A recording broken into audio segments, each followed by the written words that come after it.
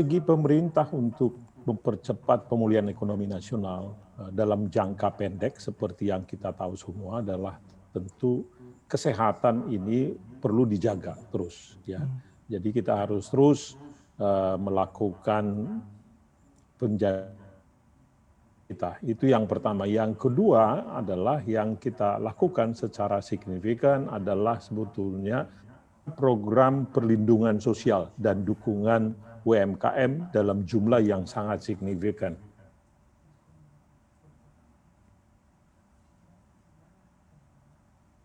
Indonesia. Dan ini sangat-sangat signifikan sekali belanjanya ya.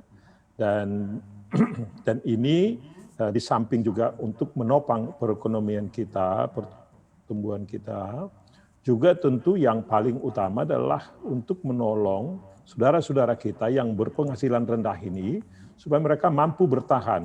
Minimal mereka mampu membeli barang-barang kebutuhan pokok mereka. Mereka masih bisa makan, itu dulu intinya ini.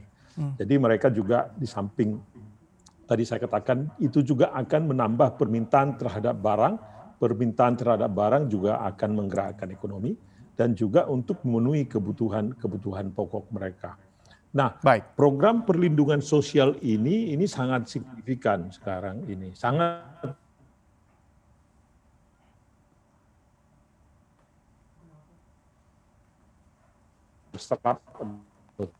tidak kita bisa bicarakan dalam sangat detail mengenai ini.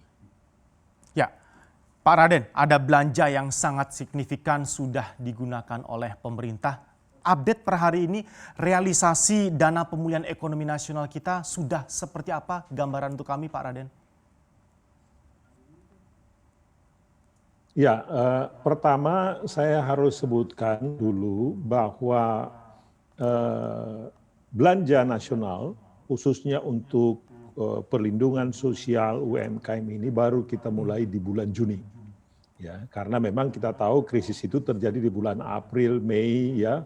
Puncaknya di situ kita membuat perubahan-perubahan di dalam undang-undang ya, baru kita luncurkan itu di bulan Juni dan sampai sekarang itu sudah mencapai 50% lebih ya. Ada beberapa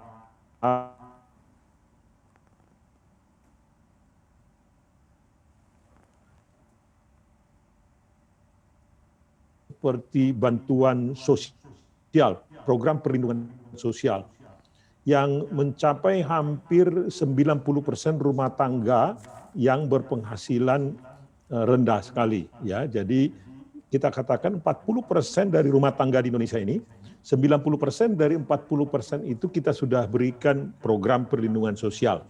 Apakah itu PKH, apakah itu bansos yang kita sebutkan itu prakerja, kemudian juga BLT dana desa. Dan pencapaiannya ini, saudara-saudara sekalian ya, dan juga teman-teman semuanya, itu mencapai hampir 70% sudah. Demikian juga ada subsidi gaji, yang sekarang subsidi gaji itu diberikan kepada sekitar 12 juta yang bekerja dengan pendapatan di bawah 5 juta yang terdaftar di BPJS Kesehatan. Juga diberikan juga subsidi bunga di dalam kepada UMKM ya, dalam jumlah yang lumayan signifikan. Kalau kita lihat sekarang ini sudah disalurkan kepada 120.000 mitra UMKM dan juga subsidi bunga diberikan kepada 8 juta UMKM. Ada program-program padat karya, banpres produktif usaha mikro itu mencapai 9 juta usaha mikro. Jadi inilah hal-hal yang dilakukan tadi yang pencapaiannya sudah lebih dari 70%. Jadi ini sangat signifikan karena kita tahu bahwa yang paling berat di sini terkena oleh hantaman pandemi COVID-19 ini adalah kelompok menengah ke bawah. Dan